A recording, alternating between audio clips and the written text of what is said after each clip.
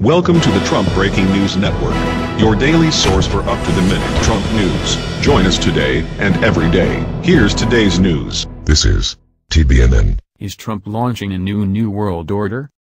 That Donald Trump is a grand disruptor when it comes to international affairs is now a commonplace observation in the establishment media.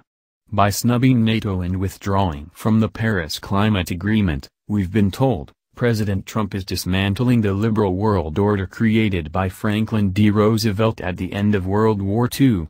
Present at the destruction is the Way Foreign Affairs magazine, the flagship publication of the Council on Foreign Relations, put it on its latest cover. Similar headlines can be found on the editorial pages of the New York Times and the Washington Post. But these prophecies of impending global disorder miss a crucial point. In his own quixotic way, Donald Trump is not only trying to obliterate the existing world order, but also attempting to lay the foundations for a new one, a world in which fossil fuel powers will contend for supremacy with post-carbon, green energy states. This grand strategic design is evident in virtually everything Trump has done at home and abroad. Domestically, he's pulled out all the stops in attempting to cripple the rise of alternative energy and ensure the perpetuation of a carbon-dominated economy. Abroad, he is seeking the formation of an alliance of fossil fuel states led by the United States, Russia, and Saudi Arabia, while attempting to isolate emerging renewable energy powers like Germany and China. If his project of global realignment proceeds as imagined, the world will soon enough be divided into two camps, each competing for power, wealth, and influence, the carbonites on one side and the post-carbon greens on the other. As noted in Foreign Affairs, this is a very different perception of the international system than that of then Wilsonian internationalists, who still see a world divided between liberal democracies, led by the US and its European allies, and illiberal autocracies, led today by Vladimir Putin's Russia. Surprisingly, it is no less distinct from the disjointed global system portrayed by disciples of the late Harvard political scientist Samuel Huntington, author of The Clash of Civilizations, who portrayed a world divided along civilizational lines principally distinguished by a clash between Islam and the Judeo-Christian West.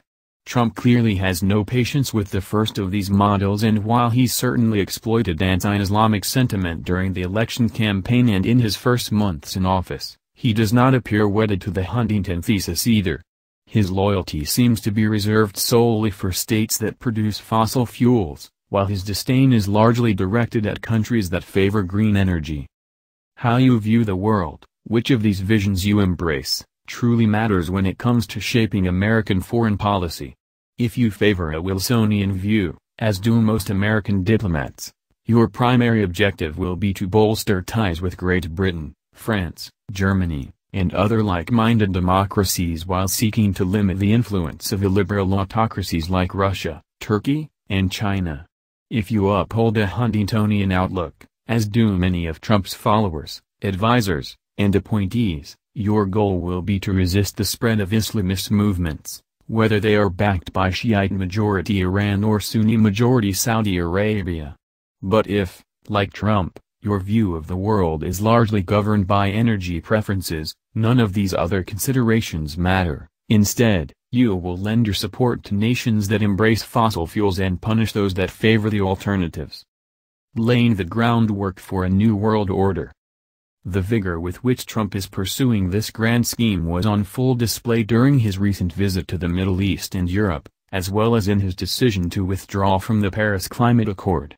In Saudi Arabia, he danced and dined with oil-drenched kings, emirs, and princes. In Europe, he dismissed and disrespected NATO and the green-leaning European Union. At home, he promised to eliminate any impediment to the expanded exploitation of fossil fuels, the planet be damned. To critics, these all appeared as separate manifestations of Trump's destructive personality, but viewed another way, they can be seen as calculated steps aimed at bolstering the prospects of the carbonites in the forthcoming struggle for global mastery. Step 1 in this process was to revitalize the historic U.S. alliance with Saudi Arabia, the world's leading oil producer. For decades, it was the cornerstone of American policy in the Middle East, aimed at preserving a conservative political order in the region and ensuring American access to Persian Gulf oil. President Obama had allowed the alliance to fray by raising the unwelcome issue of human rights and negotiating with Iran over its nuclear enrichment program. Trump journeyed to Riyadh in May to assure the Saudi royals that human rights concerns would no longer be an irritant in their relations and that Washington would join them in their drive to combat Iranian influence in the region. "We are not here to lecture," Trump insisted. "We are not here to tell other people how to live, what to do, who to be, or how to worship. Instead, we are here to offer partnership." As part of this partnership, he signed a $110 billion arms sales agreement with the Saudis. Expected additional sales over the coming decade could bring the total to $350 billion. Many of these arms, once delivered, will be used by the Saudis in their brutal air campaign against rebel factions in Yemen. The Saudis claim the rebels, mostly Houthis from the country's barren north, are receiving weapons from Iran, thereby justifying their own attacks, but most observers agree that such Iranian aid is limited at best. In the meantime, the Saudi strikes are taking a heavy toll on civilians and helping to create a humanitarian crisis that has contributed to a severe outbreak of cholera and threatens famine on a massive scale. While in Riyadh, Trump also discussed closer ties between American energy firms and the Saudi oil industry, largely controlled by that country's royal family. The two leaders stressed the importance of investment in energy by companies in both countries, and the importance of coordinating policies that ensure the stability of markets and an abundance of supplies, Trump noted in a joint statement with Saudi King Salman. Step 2 in this process was the enfeeblement of the NATO alliance and the European Union, EU, most of whose members are strong supporters of the Paris Climate Agreement, and the improvement of U.S. relations with Russia, the world's number 2 oil producer. So far, President Trump has been unable to make much progress on the second of these goals, thanks to the ongoing uproar in Washington over allegations of Russian meddling in the 2016 presidential election, but he achieved spectacular success in the first during his May 25 visit to NATO headquarters in Brussels. He even crossed up his own advisors by switching speeches at the last moment and refusing to commit himself to NATO's mutual defense agreement. He refused to reassure its members of Washington's commitment to the one-for-all, all-for-one principle embedded in Article 5 of the NATO Treaty, obliging all member states to come to the aid of any member under attack, although he would later made an explicit commitment to that article during a White House press conference. In addition, he hectored them about their failure to devote adequate resources to the common defense. Other American presidents have offered similar complaints, but never in such a disdainful and dismissive manner, guaranteed to alienate key allies. On top of this, he appeared to differ with senior NATO officials over the threat posed to the alliance's solidarity by Russian cyber attacks and political meddling, downplaying their significance.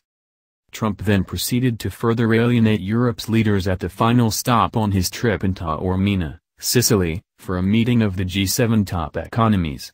According to news reports, the Europeans, led by newly elected French President Emmanuel Macron and German Chancellor Angela Merkel, sought to convince him of the urgency of remaining in the Paris Climate Accord, stressing its importance to Euro-Atlantic solidarity.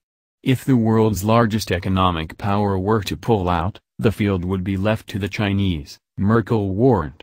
But Trump proved unyielding, claiming job promotion at home outweighed environmental considerations.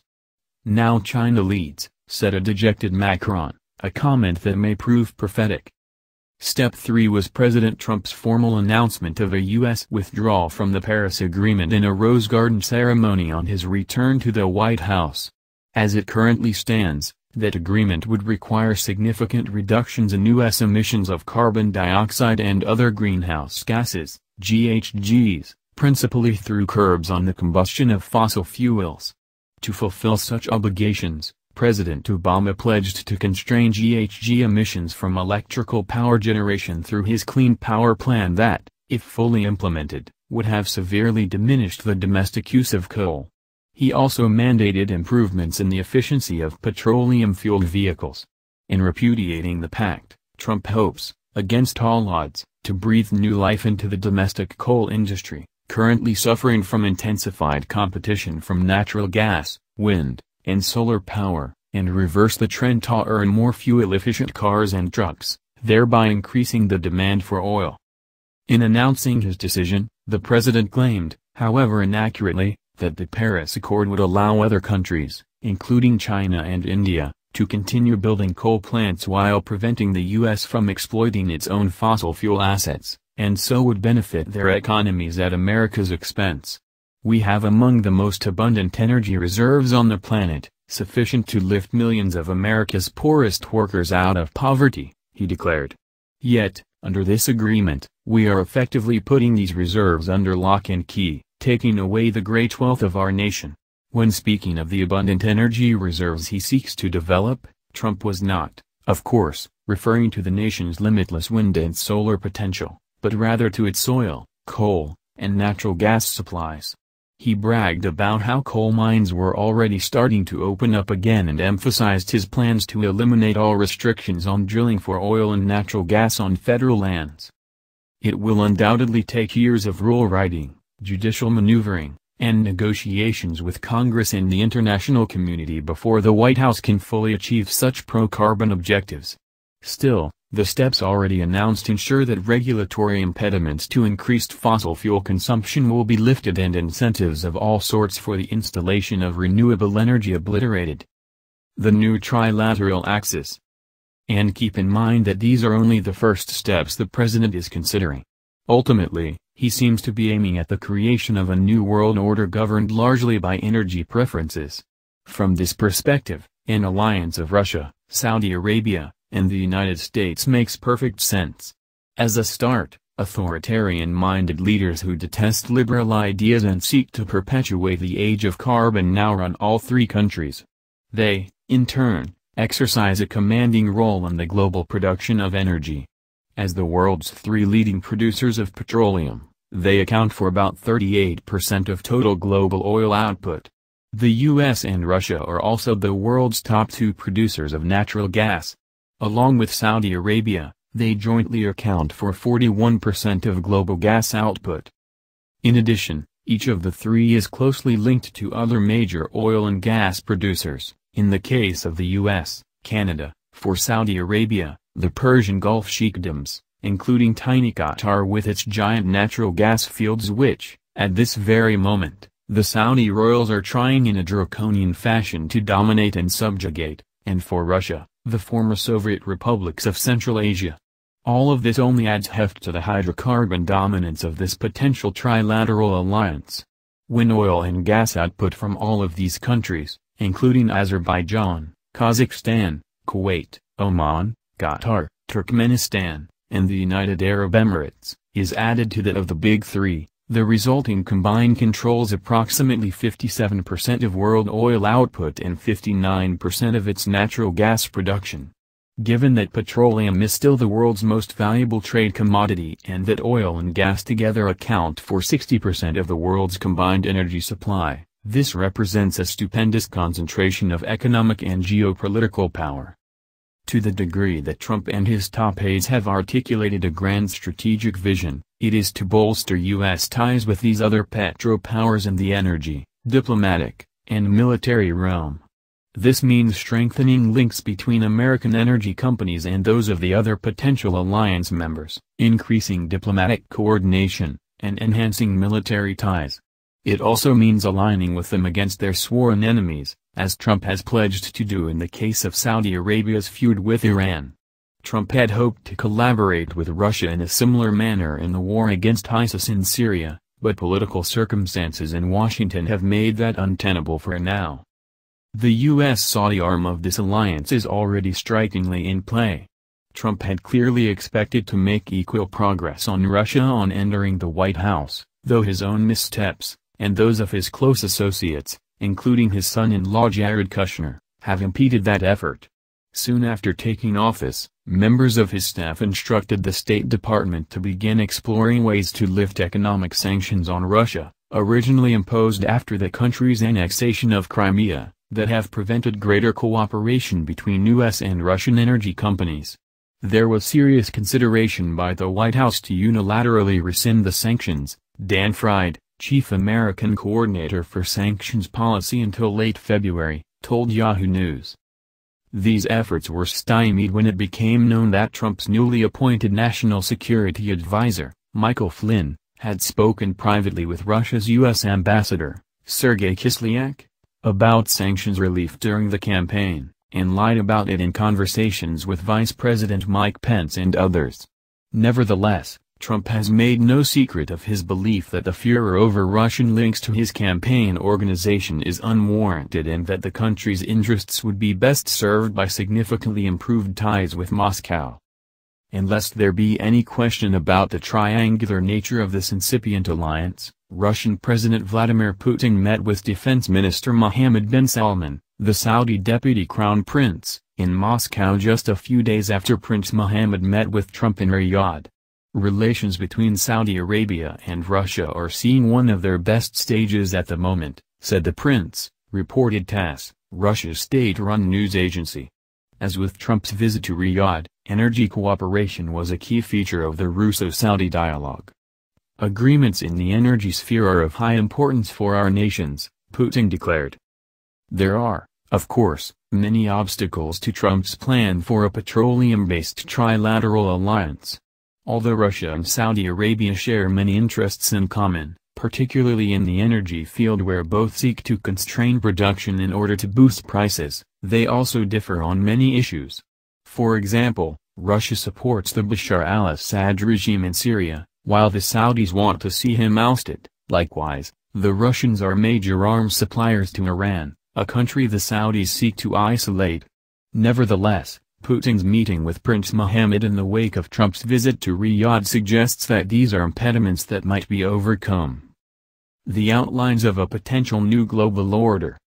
In his famed 1993 Clash of Civilizations essay, Samuel Huntington wrote that the fault lines between civilizations will be the battle lines of the future, with the divide between Islam and the West the most conspicuous among them. Many of Donald Trump's supporters rabidly adhere to just this view, but not Trump himself, though he is obviously no friend to Muslims. By building an alliance of fossil-fueled states, Islamic countries included, Trump hopes to bolster the strength of pro-carbon forces globally. Ironically, his antics aimed at weakening the power of any incipient future green alliance have so far had a boomerang effect, encouraging potential future green powers to bolster their collaborative linkages and forge ahead more forcefully in dominating the planet's alternative energy future. In this sense, he seems to be creating a self-fulfilling prophecy by pushing the green states closer together. Recall Merkel's comment to Trump at the G7 summit. If the U.S. were to pull out of the Paris Accord, she said, the field would be left to the Chinese. Trump did indeed pull out, and Merkel wasted no time in turning her sights on China. 5 days later, she hosted the Chinese Prime Minister, Li Keqiang, for talks in Berlin. He then flew on to Brussels to confer with leaders of the EU. Mutual pledges to uphold the Paris Climate Accord were said to be a prominent feature of these discussions. Possibly we will see an important shift in the China-US-EU triangular relations, with China and the EU moving closer while the US and EU drift apart, commented Wang Dong, assistant professor at the School of International Studies at Peking University. Premier Li and Chancellor Merkel will likely reaffirm their commitments to upholding the Paris agreements. Keen to assume world leadership in the production of renewable energy, China has been making enormous strides in the development and installation of wind and solar power. As Keith Bradshaw of the New York Times wrote in a recent report on China's progress in creating large-scale floating solar panels, a technology likely to prove widely adaptable by other countries seeking to increase their reliance on renewable energy, the project reflects China's effort to reshape the world order in renewable energy as the United States retreats. Such technological expertise will form the infrastructure backbone needed for countries to meet their climate goals, making China the energy partner of choice for many nations. India is also seeking to join the A-team of leading green powers. Once considered a stumbling block to any Paris Agreement thanks to its partiality for coal-fired power plants, India is now making giant strides in the development of renewable energy. According to the respected environmental website Carbon Tracker, India is now expected to obtain 40% of its electricity from non-fossil fuel sources by 2022, 8 years ahead of schedule. In the process, it is already cancelling many of its plans for new coal-fired plants. That India is moving rapidly to assert leadership in the development of green energy has also caught the attention of Germany's Angela Merkel, who invited Indian Prime Minister Narendra Modi to Berlin in late May for 2 days of talks on enhanced economic cooperation. It is still early days, but the outlines of a potential new global order seem to be emerging, with the fossil fuel states battling to preserve their dominance in an era in which an ever-increasing share of the world's population is clearly going to embrace green energy technology, and the massive job creation machine that will go with it. The events of just the first few months of Donald Trump's presidency already give us ample food for thought on the emergence of a new bipolar energy planet, including a willful attempt to cripple NATO, a so far abortive effort to forge a US-Russian alliance, Washington's embrace of Saudi regional hegemony, and the emergence of a possible Chinese-German alliance. Keep your eyes open for further developments along these lines. One thing is clear. Everyone on the planet will be affected by the ways in which such reshuffled alliances and rivalries will play out. A world dominated by petro-powers will be one in which oil is plentiful, the skies hidden by smog, weather patterns unpredictable, coastlines receding, and drought a recurring peril. The possibility of warfare is only likely to increase on such a planet, as nations and peoples fight over ever-diminishing supplies of vital resources, especially food, water, and arable land. A world dominated by green powers, on the other hand, is likely to be less ravaged by war and the depredations of extreme climate change as renewable energy becomes more affordable and available to all. Those, like Trump, who prefer an oil-drenched planet will fight to achieve their hellish vision, while those committed to a green future will work to reach and even exceed the goals of the Paris Agreement. Even within the United States, an impressive lineup of cities, states, and corporations, including Apple, Google, Tesla, Target, eBay, Adidas, Facebook, and Nike, have banded together, in an effort dubbed We Are Still In, to implement America's commitment to the climate accord independently of what Washington says or does. The choice is ours: allow the dystopian vision of Donald Trump to prevail or join with those seeking a decent future for this and future generations. That's the news. Join us here every day. Be sure to subscribe and click the bell. See you next time. This is TBNN.